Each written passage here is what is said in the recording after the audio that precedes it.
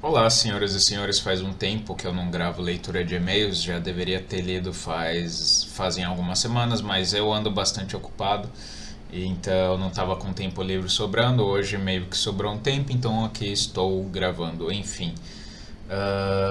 Vou ler alguns e-mails, os últimos e-mails que me mandaram. Lembrando que, se você que está vendo esse vídeo quiser mandar e-mail, é só mandar para austera@gmail.com.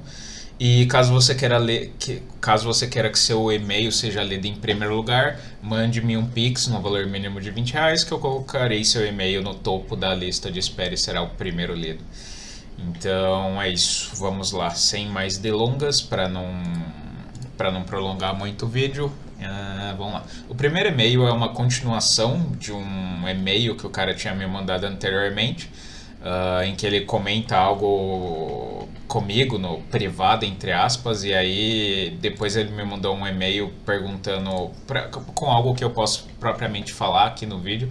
Então eu vou cortar a parte que ele fala sobre mim e vou para a parte que é só para relativa aqui que eu posso expor no canal. Enfim, se possível, poderia comentar um pouco sobre o luto, fases do luto e como você encara esse processo, caso já tenha vivenciado algo parecido. Atenciosamente, Joãozinho. Aí ele falou o nome dele, eu sempre falo que o sujeito é João, nome genérico. Enfim. A minha resposta vai ser um pouco desapontante, por assim dizer, porque eu não sou a pessoa mais experiente com relação ao luto. Por quê? Porque até hoje, mesmo eu já tendo 30 anos, que é uma idade até consideravelmente alta, não muitas pessoas próximas a mim faleceram. Eu acho que as pessoas mais próximas a mim que faleceram foram três no total. Um foi minha avó materna. Só que essa avó materna, no caso, honestamente, a morte dela não teve muita influência sobre mim, porque ela sempre morou lá no Maranhão, numa cidadezinha lá do interior do Maranhão. E como eu passei a maior parte da minha vida aqui em São Paulo, a minha vida inteira, eu devo ter visto ela, tirando um período que eu morei lá com ela no Maranhão, durante, sei lá, 6 meses, um ano, algo assim. Eu devo ter visto ela, tirando essa ocasião específica, sei lá, 3 vezes na minha vida. Talvez duas, não sei. Mas assim, o fato é que eu não era muito próximo a ela pela distância física entre nós. Então, honestamente, a morte dela não me afetou tanto. Um que que era um pouco mais próximo a mim e que não me afetou tanto, deveria ter me afetado mais com certeza, mas não me afetou tanto, foi o meu avô paterno, que faleceu faz mais ou menos uns 10 anos atrás, quando eu tinha tipo na casa de uns 19, 20 anos por aí. O meu avô paterno, com certeza a morte dele deveria ter me afetado mais do que me afetou. Só que na época, digamos que eu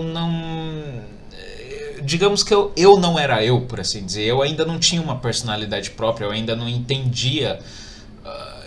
Eu ainda era uma criança, por assim dizer. Eu com 19, 20 anos, honestamente eu era uma criança.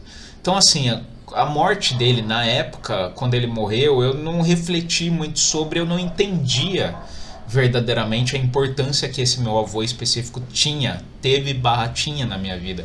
Então a morte dele, honestamente, não me causou um grande impacto quando ela ocorreu. Hoje em dia, quando eu paro para ver quem foi meu avô, tudo bem, eu não passei lá muitos anos com meu avô em vida. Como eu disse, tipo, ele faleceu quando eu tinha tipo 19, 20 anos. Então, sei lá, bom, 19, 20 anos, até que é um período considerável, na verdade. Mas enfim, agora voltando, refletindo sobre quem foi meu avô e o quanto ele participou na minha vida, eu vejo que a morte dele com certeza deveria ter causado mais impacto em mim. Porque ele foi uma pessoa importante na minha vida. Até durante um ano, durante a minha adolescência, um ano mais ou menos, eu morei com ele, morei com os meus avós durante um ano. Então, durante esse um ano, ele meio que foi meu pai, entre aspas. Então, querendo ou não, de certa forma, eu meio que perdi um segundo pai. E na época isso não me causou grande impacto, porque eu era um adolescente pau no cu que não pensava nas consequências das coisas, nas causas e efeitos, só pensava em mim mesmo, enfim, esse tipo de coisa que é típico de adolescente. Então a morte dele não me causou tanto impacto assim. Se ele morresse hoje em dia, vamos supor que ele ainda estivesse vivo e morreu ano passado, por exemplo. Com certeza hoje em dia o falecimento dele causaria em mim um impacto muito maior, e aí eu teria que entrar talvez num processo de luto e tal, numa fase de luto, como você disse no e-mail. Mas na época, como eu disse, na época eu era muito crianção, eu não sabia realmente medir as coisas, o impacto das coisas, o quanto as coisas eram importantes pra mim, por assim dizer. Então a morte dele, honestamente, não envolveu nenhum processo de luta. Eu só fingi pra mim mesmo que eu tava sofrendo, mas a real é que eu não sofri muito, digamos assim, nem quando ele morreu, quando nós recebemos a notícia da morte dele, e nem no pós, vamos colocar assim, no enterro, não senti muita dor. Mas hoje em dia, com certeza, isso seria diferente. Inclusive, a morte, ironicamente, a morte que eu mais senti, e não foi nem um luto, vamos colocar assim, mas foi algo que eu senti, sabe, de ficar triste. Não exatamente de ficar deprimido, de meu Deus, a pessoa morreu, meu mundo acabou. Não exatamente nisso, nesse sentido, até porque não era uma pessoa muito próxima. Não era nenhuma pessoa para eu considerar, tipo, não era nenhuma pessoa para eu estar citando aqui. Mas uma pessoa que faleceu, e essa não faz muito tempo, faz mais ou menos uns um ano e meio, mais ou menos. E foi algo que, tipo, eu nem tinha contato direto com essa pessoa. Foi uma outra pessoa, uma amiga minha que chegou e falou pra mim. Foi um amigo meu da época da adolescência, um amigo que eu estudei junto, que eu estudava, tipo, eu era da mesma sala dele e tal. Tudo bem, como eu disse, tipo, na época da escola eu era amigo desse cara e inclusive a gente chegou a frequentar a mesma faculdade, só que a gente fez cursos diferentes. Eu fazia curso X, ele fazia Y. Mas a gente se via, sabe, no corredor da faculdade. Então, assim, até a época da faculdade a gente ainda tinha algum contato. E depois disso, eu ainda vi ele mais umas duas vezes indo para show em São Paulo, e aí de repente o cara pegou a mesma excursão que eu, ou de repente no meio do show eu encontrei com o cara. Então assim, por mais que não era um cara que, tipo, meu melhor amigo, não era, longe disso. Mas era um cara que, tipo, eu estudei junto com ele, fiz faculdade, a mesma faculdade que ele, e depois ainda vi ele mais algumas vezes. Então, tipo, era um conhecido meu, por assim dizer, e era alguém, como eu disse, que fez parte da minha adolescência. E aí, mais ou menos há um ano atrás, um ano e meio atrás, eu recebi a notícia através de uma amiga minha de que esse cara cometeu suicídio. E quando eu recebi essa notícia, isso me impactou. Eu passei, sei lá, uma semana mais ou menos, tipo, pensando nisso, né? Pensando muito nisso. Não foi algo, como eu disse, que me deixou deprimido, até porque, como eu disse, não era um amigo próximo, não era um cara, tipo, meu Deus, meu melhor amigo. Mas ainda assim era um cara que, tipo, fez parte da minha vida durante um período da minha vida. Então, tipo, quando eu recebi essa notícia de que ele morreu e ainda por cima suicídio, eu fiquei triste. Naturalmente eu fiquei triste. Eu passei uma semana pensando nisso. Eu passei uma semana, tipo, procurando nas redes sociais dele pra ver o que ele tinha postado por último, vendo mais ou menos como que ele tava e tal. E honestamente, bem honestamente, tipo, vendo quem ele era, vendo os shows pros quais eu ia junto com ele, vendo a pessoa que ele se tornou com o passar do tempo, pra ser bem honesto, infelizmente o suicídio dele era até bem previsível, por assim dizer. Mas, pra mim, como eu disse, que estudou com ele, que, tipo, eu tinha, sei lá, 14 anos, 15 anos, eu tava lá conversando com ele. Tipo, nada disso parecia que um dia se tornaria realidade, nada disso. Nunca que eu ia prever com 15 anos que aquele cara que tava ali na minha frente um dia iria se matar e eu continuaria aqui vivendo, sabe? Isso é um tanto quanto bizarro até de se pensar. E aí quando esse cara morreu, eu senti um pouco mais. Eu senti mais até do que a morte do meu avô. Porque quando meu avô morreu, como eu disse, eu ainda era um adolescente, eu não sabia porra nenhuma, eu não. Era um sub-humano, vamos colocar assim. E aí, com esse meu amigo, como eu disse, isso aconteceu tipo ano passado, começo do ano passado, algo assim. Eu já tinha consciência das coisas, eu já tenho uma cabeça mais formada, mais de adulto, mais, sabe, que consegue perceber ato e consequência. Já sou uma pessoa mais consequente, mais consciente dos meus atos. Então, e consciente também de quem eu sou, para onde eu quero ir, enfim, consciente de tudo, de uma forma geral. Então, a morte desse meu amigo me impactou como se tivesse sido a morte do meu avô, sabe? Porque eu passei, como eu disse, uma semana, tipo, triste, meio abalado com isso, sabe? E então acho que essa em 30 anos de vida, essas foram as mortes mais significativas pra mim. O falecimento do meu avô, que como eu disse não foi algo tão significativo, e o falecimento desse meu amigo, colega de escola, que tipo me afetou um pouco mais, por assim dizer. E cara, eu honestamente eu não passei por esse lance de fases de luto. Talvez porque ainda não morreu alguém muito próximo a mim. Vamos supor, não morreu minha mãe, por exemplo, não morreu meu pai. Tudo bem que eu tenho, como a maioria de vocês sabem, eu tenho vários problemas com meu pai. Mas ainda assim ele é meu pai, não tenho o que fazer. Eu ainda não vivenciei a morte de alguém extremamente próximo a mim. Tipo, sei lá, meu pai ou minha mãe, ou tipo, meu melhor amigo, sabe, minha namorada, espero que ela não morra, mas enfim, isso ainda não aconteceu. Então eu não passei por nada do tipo fases de luto. Então por isso mesmo que eu digo que minha resposta vai ser um pouco broxante. Mas uma coisa mas isso é algo mais particular meu. Uma coisa pela qual eu ainda passo, e que é um pouco estranha, é que eu tenho apesar de eu não sentir esse luto que a maioria das pessoas sentem, essas fases de luto que você citou no e-mail, eu sinto um luto que é um luto crônico, por assim dizer. É um luto que está comigo desde sempre, por assim dizer. E esse luto, ele não é necessariamente por pessoas que faleceram, mas é um luto por pessoas que não estão mais na minha vida, sabe? Por amigos, por exemplo. Amigos que eu já tive são pessoas pelas quais eu sinto uma espécie de luto eterno. O que eu quero dizer com isso? O que eu quero dizer é que com muita frequência, isso é algo meu, como eu disse, não é algo que eu espero que todo mundo tenha.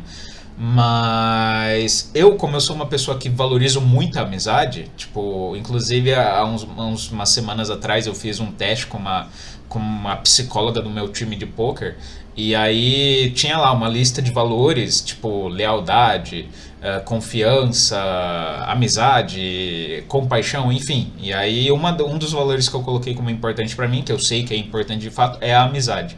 Então eu sou uma pessoa que naturalmente eu valorizo muito as amizades. Então eu tenho uma espécie de luto por conta disso, como eu disse, um luto crônico, que é um luto por pessoas que um dia foram meus amigos, ou que pelo menos um dia estiveram na minha vida e o que hoje não estão mais. Então, assim, com muita frequência, por exemplo, eu me lembro dos meus amigos que eu tive no terceiro ano do ensino médio, com muita frequência. Eu me lembro dos amigos que eu tive no primeiro ano do ensino médio. Eu só me lembro mais especificamente dos anos que foram bons pra mim na escola. Então eu me lembro dos amigos do primeiro ano, do terceiro ano. Eu me lembro do meu grupo de amigos que não necessariamente era da escola, mas era, por exemplo, no meu grupo de amigos da faculdade, que eu tinha um grupinho de amigos da faculdade. Eu me lembro dos amigos até que, tipo, que eu fiz fora da faculdade, fora da escola, do meu primeiro namoro, por exemplo, que eu tinha um grupinho de amigos que, tipo, era eu com a minha ex-namorada e a outra mina com o namorado dela. Tipo, nós éramos um quarteto, e aí eu me lembro também desse grupinho de amigos. Enfim, eu me lembro com uma certa frequência de todos os amigos que eu já tive durante a minha vida. E sempre que eu me lembro, eu me sinto um pouco triste, sabe? Tipo, não é um triste, como eu disse, de meu Deus, vou parar tudo que eu tô fazendo, não consigo fazer nada. Não, não é. Mas é uma tristeza, sabe aquela tristeza, tipo, leve, vamos colocar assim? Uma melancolia. Melancolia é a palavra certa pra isso. Sabe aquela melancolia, sabe? Que é causada pela nostalgia, de quando você se lembra de algo que na época era muito bom e que você sabe que nunca mais vai voltar, que, tipo, acabou. Eu sinto muito isso com relação às antigas amizades que eu tinha. E isso vale até para as amizades que não terminaram bem. Por exemplo, para as amizades que terminou em briga, ou para as amizades que fizeram algo de muito imbecil para comigo, ou que eu fiz para com elas. Mesmo essas amizades, eu sinto às vezes ainda uma espécie de melancolia, uma espécie de tristeza ao lembrar dessas amizades. Porque, como eu disse, eu sou uma pessoa que naturalmente eu valorizo muito a amizade. Então, pensar nessas pessoas, pensar que essas pessoas um dia foram meus amigos e hoje em dia não mais, e que nunca mais vai voltar a relação que eu tinha com elas, isso me causa uma certa tristeza. É o que eu disse, eu vivo um processo de luto eterno pelas coisas que não estão mais na minha vida, em especial as amizades. E aí eu acho que isso honestamente se assemelha mais ao luto pelo qual você quis perguntar no e-mail do que, por exemplo, essas coisas mais diretas, esses acontecimentos mais diretos do tipo morte da minha avó, por exemplo. E se eu for te responder objetivamente o que fazer com relação a isso, cara, eu vou te voltar à pergunta. Se você descobrir o que fazer com relação a isso, me mande uma resposta, me fale. Porque eu, honestamente, eu sou assim desde sempre. Eu sou assim desde que eu era criança, desde que eu era adolescente. Eu tenho essa espécie de nostalgia crônica, de ficar lembrando de acontecimentos, barra amizades, memórias do passado e ficar triste por causa disso. De ficar triste de tipo, passou, não vou mais viver, acabou, sabe? Toda semana, eu juro pra vocês, toda semana eu me lembro de como era o meu terceiro ano. O terceiro ano pra mim, o terceiro ano do ensino médio foi bem marcante, foi um ano bem interessante, digamos assim. E foi um ano muito bom em termos de amizades, porque eu tinha amizade com todo mundo da minha turma, todo mundo da minha sala. Quer dizer, não é que eu era amigo de todo mundo, tinha tipo 30 pessoas na sala, é impossível de eu ser amigo das 30. Mas assim, eu tinha simpatia, barra amizade, entre aspas, com todo mundo da sala. Tipo, não tinha ninguém que não se dava bem comigo. E literalmente o terceiro ano do ensino médio pra mim, pelo menos, foi uma puta de uma zoação do caralho. Era nego um trollando o outro o tempo inteiro, era nego interrompendo o professor, nego colocando música de sabiá no meio da aula, funk no meio da aula, nego que, sei lá, você dormia no meio da aula e quando você acordava seu tênis estava amarrado, ou sua mochila sumiu, ou sua mochila estava no teto. É esse tipo de coisa, de gente boba, de gente que tá no terceiro ano, sabe? E meu terceiro ano foi o ano inteiro assim, o ano inteiro assim. Então foi um ano muito bom, foi um ano muito memorável, por assim dizer. E toda semana eu me lembro do terceiro ano com uma certa nostalgia barra tristeza de tipo, de saber que acabou, de saber que tipo foi muito bom, queria repetir tudo aquilo, mas obviamente isso nunca vai acontecer. Então, não tem o que fazer. E aí eu fico nessa espécie de luto crônico, esse luto eterno, por algo que eu sei que nunca mais vai acontecer, sabe? E honestamente, se você me perguntar, cara, você acha que isso tem alguma cura? Você acha que tem alguma cura pro luto? Eu vou ser bem honesto. Não, eu não acredito que exista cura pro luto. Porque também tem aquilo lá que eu falei naquele vídeo, coisas que eu aprendi com o tempo. Eu não acredito que o tempo cura coisa alguma. O tempo só serve para te fazer esquecer de dores que aconteceram, de problemas que existem na tua vida. Mas o tempo não resolve essas dores barras problemas. Ele meramente, o que acontece durante o tempo? Exemplo, tua mãe morreu. Não é que o tempo cura a dor da tua mãe ter morrido. É que pura e simplesmente, com o passar do tempo, começa a surgir outras coisas na tua vida. Tipo, as contas pra pagar chegam, o teu chefe chega, a tua namorada chega, tipo, alguma coisa acontece, você bate o carro, alguma coisa, tipo, o gás aumenta de preço, a conta chega, alguma emergência na tua casa, quebrou alguma coisa, chega.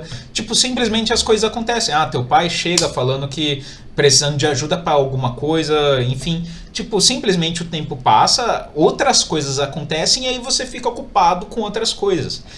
Só que não é que tipo o tempo curou a ferida, é pura e simplesmente que outras coisas foram surgindo, você ficou ocupado com essas outras coisas e você esqueceu daquela dor que está ali. Mas basta você lembrar daquela dor que pronto, a dor se torna vívida como se tivesse sido hoje o acontecimento.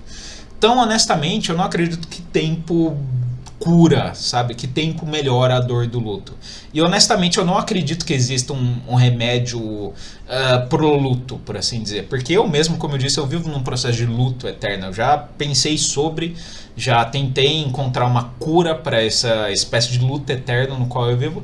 Mas eu cheguei à conclusão de que, tipo, provavelmente por eu ser assim, é isso, eu tenho que aceitar. Eu tenho que aceitar que com alguma frequência eu vou me lembrar do ensino médio, eu vou me lembrar dos amigos que eu tinha há 10 anos atrás, vou me lembrar, sei lá, de acontecimento quando eu era criança. Eu vou me lembrar dessas coisas e eu vou sempre me sentir triste. Eu vou, com 80 anos, quando eu tiver 80 anos, eu vou olhar pra trás, vou ver meu ensino médio e vou pensar, puta que pariu, como eu queria viver aquela merda de novo.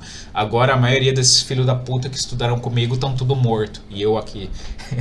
Enfim. Então, honestamente, cara, eu não acredito que existe... Eu acho que Eu acho que a única a única meio de você superar uma dor relativa a luto é pura e simplesmente tanto você deixar o tempo passar, não porque o tempo cura a tristeza, mas sim porque o tempo naturalmente te encarrega de outras coisas. É tanto você deixar o tempo passar, pro tempo te dar outras coisas para você fazer e não apenas ficar remoendo aquilo, como você aceitar. Sabe, inclusive eu acho que não adianta você ficar não querendo sentir, não querendo ficar triste, não. Cara, sabe. Qual o problema? Qual o problema de você, por exemplo, tua mãe morreu e você tá triste, já faz 5 anos que tua mãe morreu, mas você continua triste. Qual o problema? Tipo, óbvio, existe uma diferença entre você se lembrar da tua mãe e ficar triste, e só aí você ficar triste, mas você conseguir ter uma vida normal, e tipo, tua mãe morreu há 5 anos, e há 5 anos você não consegue mais ir trabalhar, você não consegue mais namorar, você não consegue mais. Você não consegue mais fazer porra nenhuma porque tua mãe morreu há 5 anos. Óbvio, existe uma diferença entre essas duas coisas. E nesse segundo tipo de luto, eu diria que isso não é nem um luto, eu diria que isso é uma forma de obsessão, sabe? Eu diria que obviamente isso não é natural e não é.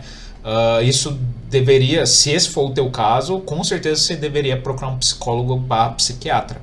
Porque isso não é normal, existe algum mecanismo na tua cabeça que não está funcionando muito bem.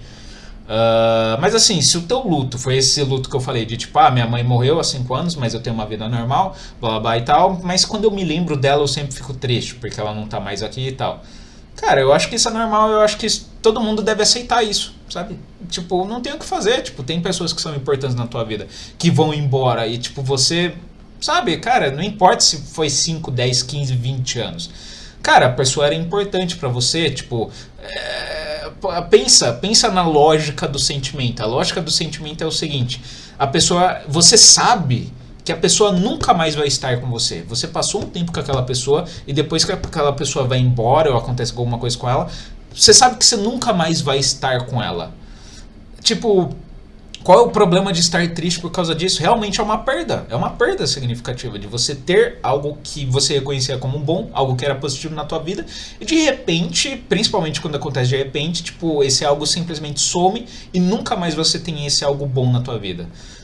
Tipo, é natural, eu acho que é natural, é normal você ficar mesmo de luto, você ficar mesmo triste, mesmo que faça 10 anos que a pessoa foi embora. Tipo, não vejo problema algum nisso.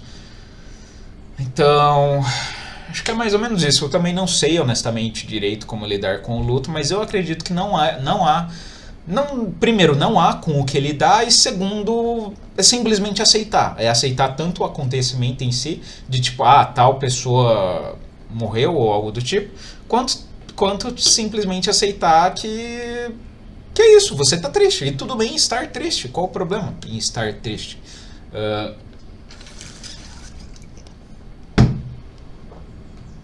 Errado seria a pessoa ter morrido, uma pessoa que é muito importante pra você ter morrido, e você tá feliz e, tipo, você lembra da pessoa, não acontece nada, você não fica triste, tipo, é como se aquela pessoa nunca tivesse estado na tua vida. Isso sim seria errado, de você lembrar da pessoa e não se sentir triste. Então você lembrar da pessoa e se sentir triste, se sentir, porra, que merda, sabe? Porra, isso é perfeitamente normal, isso é perfeitamente, tipo, você é um ser humano ok, um ser humano normal, graças a Deus. Como eu disse, o anormal seria você lembrar dessas pessoas e, tipo, e não sentir nada. Isso sim seria normal. Isso seria talvez um sintoma de sociopatia. Mas, enfim, aí isso já é outro assunto e não vou me prolongar mais. Mas como eu disse, eu não dei resposta nenhuma, mas eu espero que, pelo menos, sei lá, te ajude de alguma forma, ou que pelo menos tenha entretido quem quer que tenha ouvido isso. Mas enfim, é isso. Vamos pro próximo e-mail. Obrigado pelo seu e-mail e vamos pro próximo. O próximo, o título do e-mail, o assunto no caso, é como você lê filosofia. Já é bem autoexplicativo o título. Vamos ler o e-mail, é só uma linha, literalmente. Como você lê livros de filosofia? Já tentei ler alguns e não entendi nada. Você faz anotações enquanto lê? Me dê uma luz. Cara, depende muito. É que assim, você colocou que já tentou ler alguns e não entendeu nada. Mas assim, quais livros você tentou ler? Porque assim, se você for o cara que, tipo, você não sabe nada de filosofia e começou por Kant, porque Kant é um dos maiores filósofos e aí você decidiu começar por Kant, cara, você tá fudido. Você não vai entender nada, obviamente. Você tá fudido realmente. Então, em primeiro lugar, você começou pelos livros certos, porque assim, como alguém que está iniciando em filosofia, outro típico problema, o cara não conhece outro típico perfil, o cara não sabe porra nenhuma de filosofia, começa por Nietzsche, que foi o meu caso, eu comecei por Nietzsche. Cara, não faça isso, não, apenas não. Uh, Se você começou por qualquer coisa que não seja os antigos gregos, se você está interessado em filosofia e começou por qualquer coisa que não seja os pré-socráticos / Sócrates, Platão e Aristóteles, cara, você está errado. Pura e simplesmente, você tem que começar obrigatoriamente por aí, pelos pré-socráticos. Os pré-socráticos não são assim tão importantes, então se você quiser pulá-los, tudo bem. Embora tenha algumas questões interessantes neles. Mas se você quiser começar direto por Sócrates, Platão e Aristóteles, cara, ótimo. Se você começou por, como eu disse, se você começou por qualquer coisa que não Sócrates, Platão e Aristóteles, cara, você já começou errado. Então assim, primeira pergunta, você começou lendo os livros certos? E segunda questão. Vamos lá. Segunda questão, não existe segunda questão. Como você lê livros de filosofia? Cara, eu só leio. É que assim, hoje em dia eu já tenho uma certa bagagem. Eu já li, tipo, sei lá, 200 ou mais livros de filosofia. Tipo, eu tenho uma certa bagagem. Não sei se 200 livros de filosofia, mas sei lá, enfim, eu já li livro pra caralho de filosofia. Então eu já tenho uma certa bagagem. Então, honestamente, eu não preciso, tipo, por exemplo, ler livro e fazer anotação. Ou ler livro e rabiscar o livro porque essa parte eu não entendi. Óbvio que tem certas partes que eu não entendo. Sim, óbvio. Mas, cara, uma coisa, honestamente, isso vale pra qualquer livro. Isso vale não apenas pra filosofia, isso vale pra qualquer gênero literário. Você passar por uma parte do livro e não entender esta parte do livro, uma coisa, antes de mal interpretar as minhas palavras, uma coisa é você não entender uma parte, um parágrafo específico. Outra coisa é você tá lá na página 70 e não entendeu nada até lá. Tá lá na página 70 do livro e tipo, 70 páginas você não entendeu porra nenhuma. São duas coisas diferentes. Então a primeira coisa de você ler um parágrafo e não entender, ok, normal. A segunda parte, você deveria... não é normal e você deveria ter parado de ler na página 20. Você deveria ter parado de ler o livro. Então vamos lá. Primeiro ponto. Se você começou a ler um livro e logo no começo, como eu disse, você está na página 20 do livro e você não entendeu porra nenhuma. Você está na página 20 e não entendeu porra nenhuma do livro, nenhuma página você não entendeu nada, não teve nenhum parágrafo, não entendeu nada. Cara, esquece. O livro tem 300 páginas. Cara, se na página 20 você não entendeu porra nenhuma, não continua o livro, pode guardar o livro para ler daqui a 5 anos. Então, primeiro ponto. Se você começou a ler os livros e não está entendendo porra nenhuma, cara, você está fazendo errado. Porque você não deve ir até o fim do livro, se nem o começo do livro você não está entendendo. Então, esse é o primeiro ponto.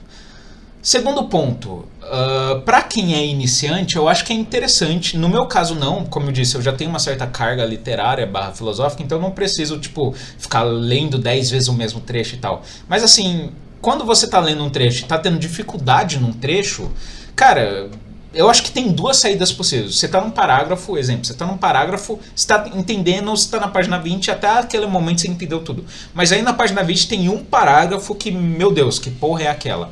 Cara, tem duas possibilidades. Uma, não faça nada. Literalmente, leia o parágrafo, não entenda porra nenhuma e continue o livro. Porque, cara, eu honestamente, cara... livros de caráter filosófico, principalmente os livros mais deep, entre aspas, de filosofia, eles são tão metódicos e de certa forma até maçantes, que, cara, quando eu tô lendo esses... Exemplo, tô lendo um Kant da vida, por exemplo. Um Kant, um Hegel, um filósofo alemão da vida, sabe? Cara, quando eu tô lendo esses caras e de repente passa um parágrafo e eu não prestei atenção direito ou simplesmente não entendi muito bem o que ele quis dizer, sabe o que eu faço? Eu continuo lendo. Eu falo, não entendi e continuo lendo. Sabe por quê? Porque, cara, o pensamento deles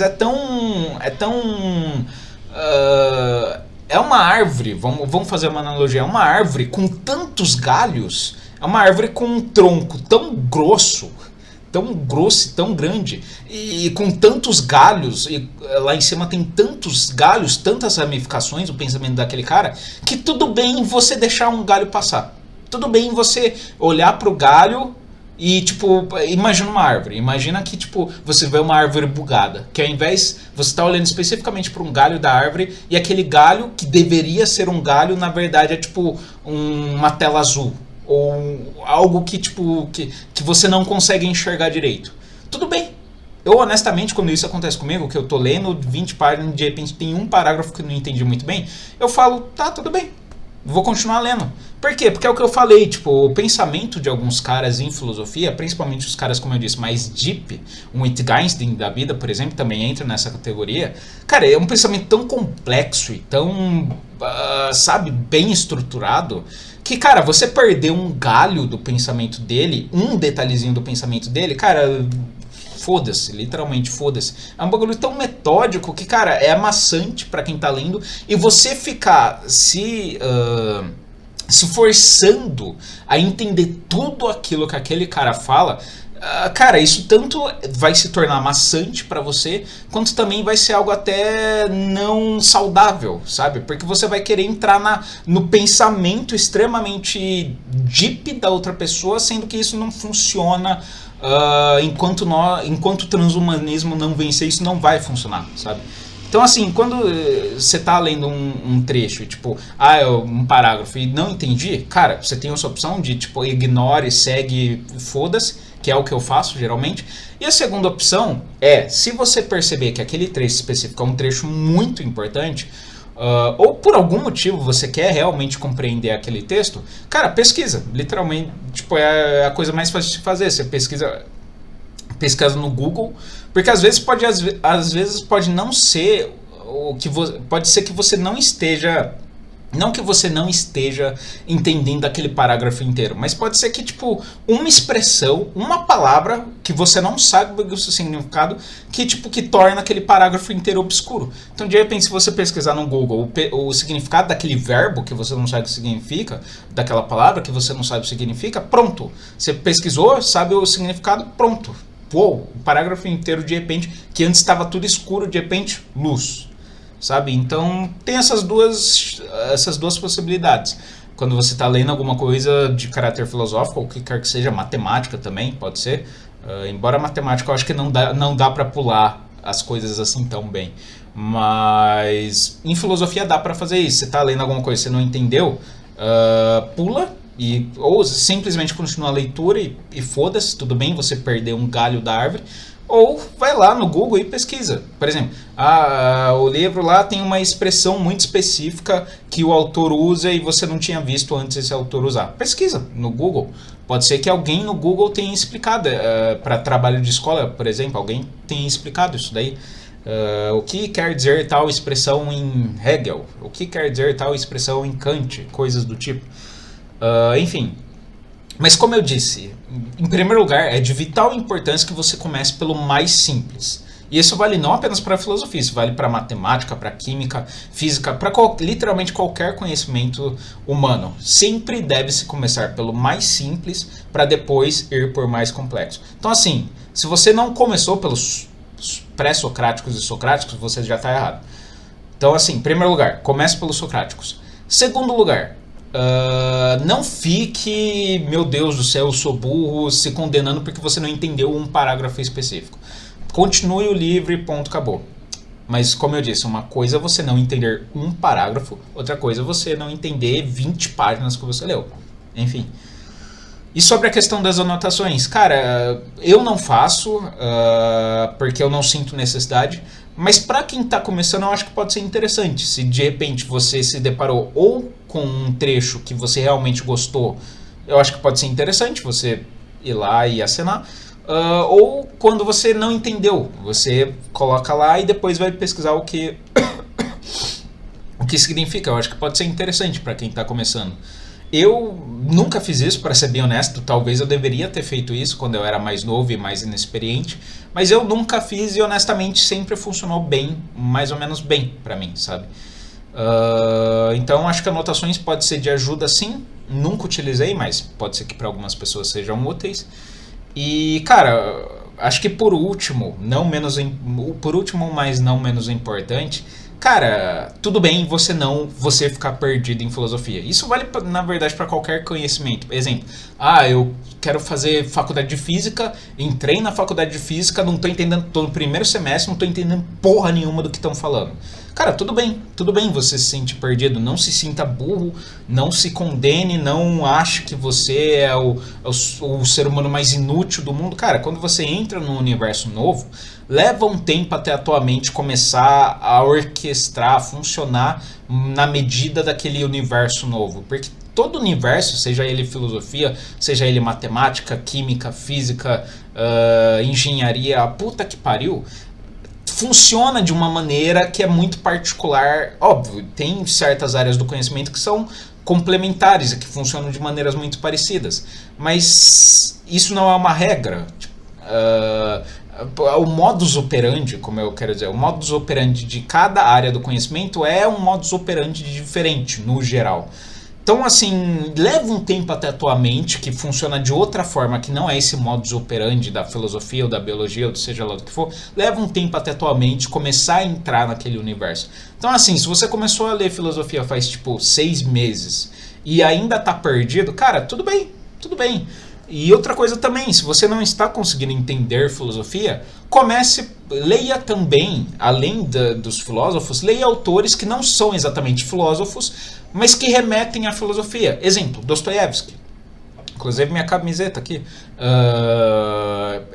Tipo, o Dostoiévski não é, todo mundo sabe que Dostoiévski não é um filósofo, não foi um filósofo, ninguém o considera como filósofo, mas, porém, contudo, todavia, tem muitos livros dele, muitos contos, enfim, que remetem a temas filosóficos. O Dostoiévski, inclusive, foi um dos grandes influenciadores do existencialismo. Tem até algumas pessoas que dizem que ele não é exatamente o pai do existencialismo, mas que ele foi, de certa forma, um existencialista, mesmo ele não sendo um filósofo. Então, assim, o Dostoiévski, por exemplo, ou um Albert Camus da vida, um Kafka da vida, não são autores propriamente filósofos, eles não, tipo, não é um Kant da vida, passa bem longe, na verdade, de Kant da vida, mas são os autores que remetem, que tratam de temas cuja natureza é uma natureza bem próxima da filosófica.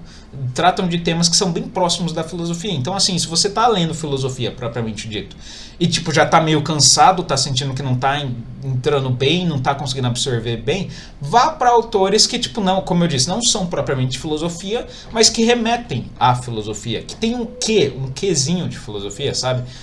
Como eu disse, um Dostoiévski, um Tolstói, um Kafka, um Albert Camus, um Saramago, aquele cara lá do Lobo da Steppe. Calma, peraí. Alguma coisa caiu ali atrás. Hermann Hesse, isso, Hermann Hesse. Hermann Hesse também é um bom autor para quem quer ler algo de teor filosófico, mas que não seja necessariamente filosofia. Enfim, esses caras assim, lê esses caras assim, e isso já vai de certa forma treinar a tua mente para pensar um pouco, a pensar nas coisas do ponto de vista um pouco mais filosófico, e se não necessariamente filosófico, mais reflexivo, por assim dizer. Então isso, mesmo que não ajudando diretamente na questão, indiretamente isso ajuda. Você lê autores como esses que eu citei. Então é isso. Como você lê livros de filosofia? Eu simplesmente leio, e se eu não entendo alguma coisa eu simplesmente sigo e não tô nem aí, e continuo e vou até o fim. Mas eu leio honestamente. E outra coisa também, eu não sei como que é o teu ritmo de leitura, se você se obriga a ler 10 páginas por dia ou se você simplesmente lê quando tá afim, mas assim, eu acho que, quer dizer, eu tô falando que funciona pra mim, pode ser que pra você isso não funcione, mas pra mim o que funciona é uma certa espécie de rigidez não rígida. É uma certa rotina, só que uma rotina flexível. Do tipo, eu me obrigo a ler, me obrigo, entre aspas, a ler, só que no meu ritmo, sabe? Então, por exemplo, eu sei que é muito bom ler, eu sei que é importante ler, então eu me obrigo a ler, só que eu não me obrigo a ficar tipo, eu tenho que ler 10 páginas por dia, eu tenho que ler sei lá quantas páginas por dia, eu tenho que ler meia hora por dia. Cara, eu leio quando eu tô sentindo que minha cabeça tá... sabe, que minha cabeça vai conseguir absorver conteúdo, e eu não me obrigo a ficar lendo muito. Eu começo a ler quando, como eu disse, eu tô sentindo que minha cabeça está vazia o suficiente para conseguir absorver conteúdo, aí eu começo a ler, e aí quando eu tô sentindo que eu tô ficando cansado de ler, eu paro, eu simplesmente paro. Então assim, eu não tenho rigidez. Isso é outra coisa que também talvez possa te ajudar, ou talvez esteja te atrapalhando eu tenho que ler livro, eu tenho que entender isso. Cara, relaxa, relaxa. Você simplesmente tem que fazer aquilo que é bom, só que de uma maneira que não fique muito pesado para você. Então assim, não se obrigue a ler X horas, X minutos, ou X horas, ou X páginas por dia. Leia quando você realmente está sentindo que está bem para ler, mas assim, não relaxe. Se você relaxar muito, você vai ficar muito tempo sem ler. Você vai, sei lá, você vai jogar os teus jogos aí de computador e vai passar tipo 2 semanas sem ler, 3 meses, 3 semanas, 1 mês sem ler e tipo, já eu vou fazer o que eu quero, então bora, então foda-se a leitura. Não é bem assim também. Mas é o que eu tô falando, reserve um espacinho no teu tempo para leitura, não precisa ser diariamente, mas comprometa-se a fazer algo de construtivo relativo à leitura, por exemplo. Ter uma rotina construtiva relativa à leitura, mas uma rotina, como eu disse, que seja flexível e não algo, como eu disse, rígido. Porque isso, com o passar do tempo, tanto vai tirar o teu gosto pela leitura, quanto também vai te gerar um estresse mental acumulado bem considerável, ao ponto de chegar um dia e você tipo, não aguento mais ler, e depois passar tipo 3 meses seguidos sem ler, porque você, tipo, tuas cabeças já tá tão cheia, vamos colocar assim, que ela vai precisar de 3 meses sem chegar perto de um livro para poder respirar de novo. Então assim, não tem uma rotina, mas não seja rígido na tua rotina. Também eu acho que é algo importante para a leitura. E no mais é isso, eu acho que eu respondi mais ou menos bem, mais ou menos satisfatoriamente a tua pergunta, mas espero que seja de ajuda. E é isso, enfim.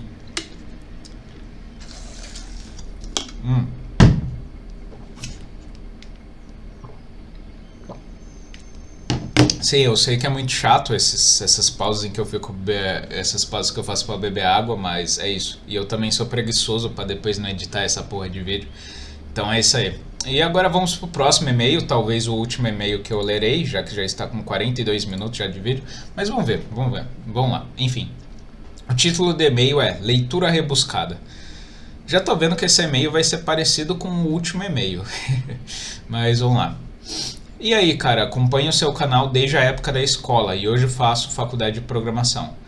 Enfim, você serviu de inspiração principalmente para eu buscar novos pensamentos, novas ideias filosóficas, etc. Fico feliz. Honestamente, fico feliz quando alguém fala que eu ajudei, sei lá, a despertar a mente, entre aspas. Fico feliz, mas enfim, vamos continuar. Porém, tenho uma limitação. Eu simplesmente não consigo ler livros com escrita rebuscada e semelhantes. Eu acho que vai ser bem semelhante ao último e-mail isso daqui, mas vamos lá. Como posso melhorar isso? Existe algum jeito de se introduzir ao pensamento filosófico de forma simples e gradativamente ir se aperfeiçoando na leitura? Vai ser quase igual a resposta do último e-mail. Então vamos lá.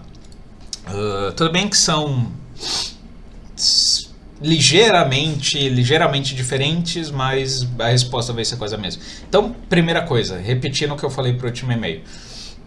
Comece pelos socráticos / pré-socráticos. Não comece por nada que veio nem antes e nem depois disso. Socráticos e pré-socráticos. Por quê? Porque são os mais simples. Tanto porque são a base, tanto porque esses caras, principalmente socráticos, são a base de toda a filosofia que veio depois deles. Tudo, literalmente tudo, até os modernos, até hoje em dia. Tudo que veio na filosofia é fruto deles. E porque eles, querendo ou não, eles são os filósofos mais simples de se entender. sabe? Por quê? Porque eles não...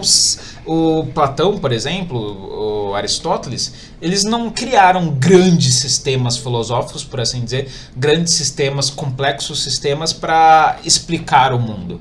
Óbvio que eles criaram, sim, alguns sistemas, por exemplo, a República de Platão. A República de Platão, querendo ou não, é um sistema social, é um tratado social, um tratado político, social, econômico sobre como a sociedade deveria funcionar. Ele é um sistema, ele é um escrito bem metódico, sim, é. Mas ele trata sobre questões que são palpáveis, questões que não são de cunho muito abstrato. O grande problema entre aspas, barra evolução dos filósofos que vieram pós-iluminismo, os alemães pós-iluminismo, e isso eu estou falando de Kant, estou falando de Hegel, Hume, por aí vai. Se bem que o Hume eu não sei se era alemão, mas enfim, acho que vocês entenderam de quem eu estou falando. O grande problema deles é que eles tratam sobre temas de natureza extremamente abstrata. Eles tratam, por exemplo, principalmente sobre o entendimento humano. Eles tratam pra caralho de epistemologia, de filosofia da mente não, mas filosofia... Epistemologia, filosofia do entendimento, epistemologia, por simplesmente. Então, assim, eles tratam pra caralho de epistemologia. Epistemologia, pra quem tá começando em filosofia, é algo extremamente complexo, é algo extremamente abstrato, é muito difícil pra quem tá começando. Então, assim, eu recomendo os socráticos, principalmente porque eles não tratam de questões tão abstratas como essas e tratam de questões mais materiais, por assim dizer, de como a sociedade deveria funcionar, de como o sujeito deve se portar na sociedade, de quais são a tal das virtudes, o que o sujeito pode fazer para ser uma boa pessoa, para ser um sujeito virtuoso. Todas essas questões, por mais que elas sejam também de caráter mais abstrato, não são tão abstratas como a ciência da natureza do entendimento humano. Só essa frase por si só, para quem está começando em filosofia, o sujeito vai olhar para essa frase e vai ficar tipo, meu Deus, que porra é essa, sabe? Então, assim, começa pelos gregos, tanto porque os gregos são a base de tudo, de toda a filosofia, quanto também porque, tipo, eles são os mais simples. Pura e simplesmente eles são os mais simples. E aí depois que você... tudo bem, já li alguns livros do Platão, alguns livros do Aristóteles, peguei mais ou menos bem tudo, quero continuar. Cara, vá... Outra também linha de filósofos, que são filósofos, né? Aí eu já vou entrar, isso daqui é um pouco treta, mas... porque é um pouco minha concepção, mas... Outra linha de filósofos, entre aspas, que talvez também possa ser bom para quem está começando, são os... Não é epicuristas, não é sofistas. Estoicos, os estoicos. O estoicismo, para mim, eu já falei isso várias vezes, mas para mim estoicismo é pseudofilosofia. Mas querendo ou não, o estoicismo, de certa forma, ele pode ser bom para quem está começando em filosofia, porque é uma filosofia de nível raso. Na minha concepção, o estoicismo é uma filosofia de nível raso. Então, assim, para quem está começando, o estoicismo pode ser uma boa. E eu não estou falando que estoicismo não é filosofia. É filosofia, mas como eu disse, é uma filosofia muito rasa. Então, para quem está começando, pode ser bom, de repente. Tipo, por exemplo, começar pelos gregos, terminou lá Platão e Aristóteles, Sócrates, leu lá um pouquinho seja Sócrates real ou não, enfim, até hoje ninguém sabe, mas... e aí depois vai para os estoicos, de repente seria uma boa continuação. Ou até mesmo começar pelos estoicos, já que eles são simples pra caralho e qualquer bonobo consegue entender os estoicos. Começa pelos estoicos e depois vai pro Platão. O Platão, Aristóteles.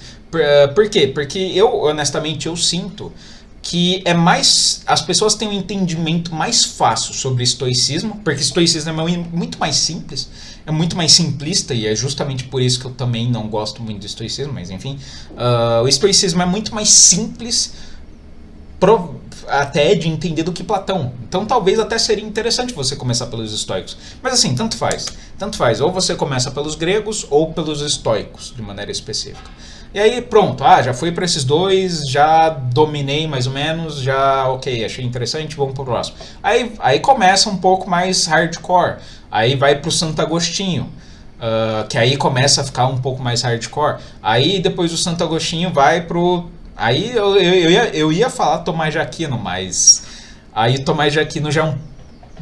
Tipo, você o Santo Agostinho, tipo, Platão tá aqui, ó, os estoicos. Os estoicos estão aqui, sim, bem embaixo. Aí aqui os gregos. Aí aqui tá Santo Agostinho, já pulou bastante. E Tomás de Aquino tá tipo aqui. Então eu não acho que seria uma boa você pular de Tomás. Refletindo bem, eu não acho que seria uma boa você ir de Santo Agostinho pra Tomás de Aquino. Mas se você quisesse arriscar, tudo bem. E de repente, você também pode ir do Agostinho pro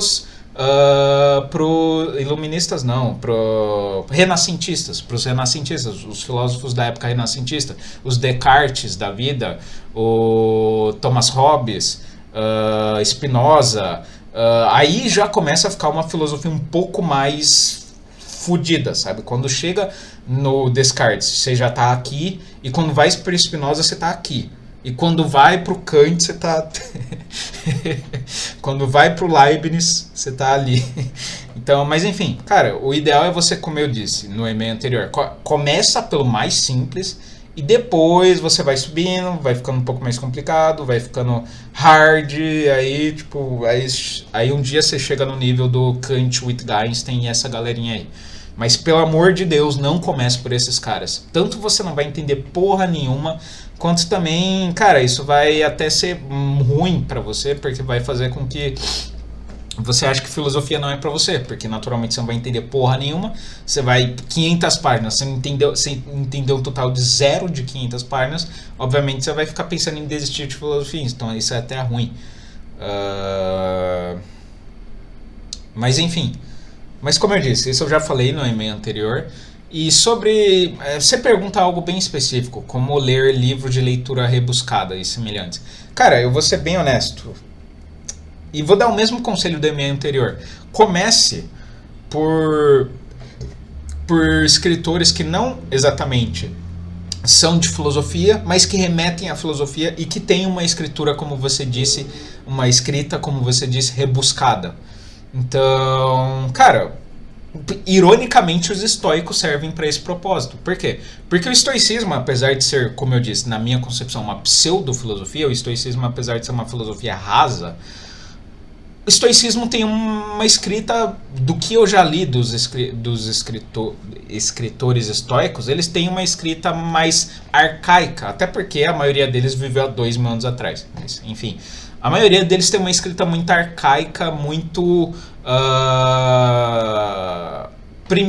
não é exatamente primitiva, se bem que arcaico e primitivo é a mesma coisa, mas eles têm uma escrita muito... sabe aquela escrita, aquele jeito de falar de gente velha, que tipo, você sabe que o que ele tá falando tá certo, mas ao mesmo tempo aquilo é estranho pra você, porque aquilo parece que veio de outras gerações, sabe? Arcaico mesmo. Enfim, eu acho que estoicismo, ironicamente, pode servir bem pra você, porque eles têm uma escrita mais rebuscada, por assim dizer. E, honestamente, cara, eu acho que qualquer escritor, às vezes nem de filosofia, mas assim, qualquer escritor que tem que tem um estilo mais de difícil compreensão, por assim dizer, aquele escritor que você tem que ler tipo 5 vezes o mesmo parágrafo para tipo entender o que ele está dizendo, acho que qualquer um nessa linha pode servir para você. E ironicamente, mais uma vez, ironicamente, se você quer ficar bom, vamos colocar assim, em leitura rebuscada, ou aquele tipo de leitura que você tem que ler várias vezes até entender, se você quer treinar isso, ironicamente, leia poesia. Ironicamente. Eu tô falando isso ironicamente porque eu nem sou fã de poesia, eu nem sou fã de estoicismo. Mas eu acho que poesia também, ironicamente, por mais que eu deteste poesia, eu deteste em especial poetas. Poeta é uma raça maldita. Mas enfim, eu acho que poesia, por ser algo extremamente subjetivo, algo extremamente que o cara escreveu só pra ele mesmo, sabe, extremamente subjetivo, por ser essa a natureza da poesia, ela te obriga naturalmente a com frequência você ter que ler sei lá quantas vezes o mesmo verso, porque o verso é tão subjetivo, é tão, sabe, vindo diretamente da cabeça do autor, que você tem que ler várias vezes para quem sabe, para quiçá pegar um vislumbre daquilo que existe na cabeça do autor, mas ainda não ter certeza se é aquilo mesmo, sabe? Então, isso, óbvio, isso não é para qualquer poeta. Não vá lá no poeta da tua esquina ou o cara que escreve poema de Instagram, não é desse cara que eu tô falando, é dos caras, tipo, dos Essa de Queiroz da vida, é dos caras realmente poeta que escreveu uns negócios que você tem que ler 10 vezes. Esses caras talvez também possam te ajudar a se, não exatamente a entender essa tal da leitura rebuscada, mas eles podem te ajudar a acostumar com essa leitura rebuscada. E o bom deles é que eles não são tão complexos quanto os escritores de filosofia. Então, assim, eles são ainda complicados de entender, porque eles têm essa escrita rebuscada barra arcaica, mas eles são menos complicados de entender porque eles não são filosóficos. E isso por si só já torna a leitura um pouco menos maçante barra complicada. Então, assim, vale também, ironicamente eu, que sou um sujeito que detesto, como eu disse, poeta, mas vale poesia. Poesia também, e como eu disse, não é poesia do cara do Instagram, pau no cu desse cara. É poesia dos caras de 300, 400, 500 anos atrás. Poesia do Milton. Como que é Milton? Não, pô, que porra de Milton Nascimento, cara? John Milton, o John Milton. Poesia do John Milton, por exemplo, essa de Queiroz, Ezra Pound também. Cara, vale esses caras que são poetas, assim, poetas real, não esse poeta de Instagram, poeta real, que eles têm com certeza uma escrita bem rebuscada, só que, como eu disse, não é tão complicada porque não é filosofia. Então esses caras podem te ajudar a se acostumar com os caras que são mais fodidos no campo da filosofia. E por mais que esses caras, como eu disse, não tem nada a ver com filosofia, mas ainda assim, um Goethe também pode servir, um Goethe, o Fausto do Goethe, mais especificamente. Enfim, e acho que eu respondi as suas perguntas. Tipo, você perguntou, eu simplesmente não consigo ler livros com escrita rebuscada e semelhantes, como posso melhorar isso? Acabei de responder. E existe algum jeito de se introduzir ao pensamento filosófico de forma simples e gradativamente se aperfeiçoando na leitura? Também respondi, que é, como eu disse, você começar pelos socráticos e pré-socráticos, ou estoicos, ou um ou outro, e de um para o outro. Se você começou pelos gregos, vai para os estoicos. Se você começou pelos estoicos, depois vai para os gregos, e aí depois você vai para um Santo Agostinho da vida, e depois você já vai pro... E aí você pode também estudar alguns filósofos do Renascimento. Do Renascimento não, da Idade Média. Mas assim, o grande problema da Idade Média é que ela só é interessante se você também tem um certo interesse em teologia. Porque, como todo mundo sabe, a filosofia da Idade Média, não todos os filósofos dessa época, mas a maioria, 70, 80% dos filósofos das quais a gente tem conhecimento dessa época da Idade Média, são filósofos que estão agregados à teologia. Então, assim, se você tem interesse em filosofia, mas não tem interesse em teologia, eu não recomendo necessariamente você ir de Santo Agostinho. Santo Agostinho eu recomendo para todo mundo, independente se você é cristão, ateu, árabe, a puta que pariu. Cara, Santo Agostinho eu acho que é leitura obrigatória para todo mundo que é da filosofia ocidental. Mas o cara fala de Deus, vai tomar no seu cu e para de ser criança, tá? Então, Santo Agostinho eu acho que é leitura obrigatória para todo mundo que tem interesse em filosofia. Mas depois do Santo Agostinho, São Cristóvão, São Tomás de Aquino, o próprio Guilherme de Ockham, que eu acho interessante pra caralho, mas já é uma filosofia deep, o Guilherme de Ockham. São caras que, honestamente, para quem ainda tá começando, tá meio que rastejando, eu não sei se cairia bem. Então eu recomendaria, para ser bem honesto, depois do Santo Agostinho, ir direto para os renascentistas. Começar pelo Descartes, que é a cabecinha. Aí depois dos Descartes você vai pro John Locke, aí já vai pro meio do pinto, aí enfim. Aí depois de, sei lá, 4 autores do renascentismo, aí você começa a ver um Spinoza, aí depois você começa a ver um Hume, e aí o negócio já vai começar a ficar louco.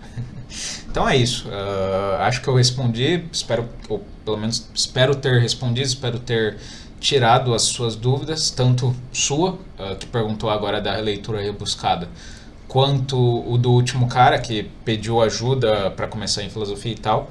Então espero que vos tenha ajudado. E é isso. Eu não vou ler mais e-mails porque já tá com literalmente 1 hora de vídeo, e eu já tô ficando meio cansado, então acho que já tá bom. Então é isso, lembrando que se vocês quiserem mandar e-mail é só mandar para austero@gmail.com. Caso queiram ser lidos primeiro, só mandar o pix de R$ 20 no mínimo. Então é isso, beijos, abraços, espero ter vos ajudado. Até a próxima e fiquem na paz.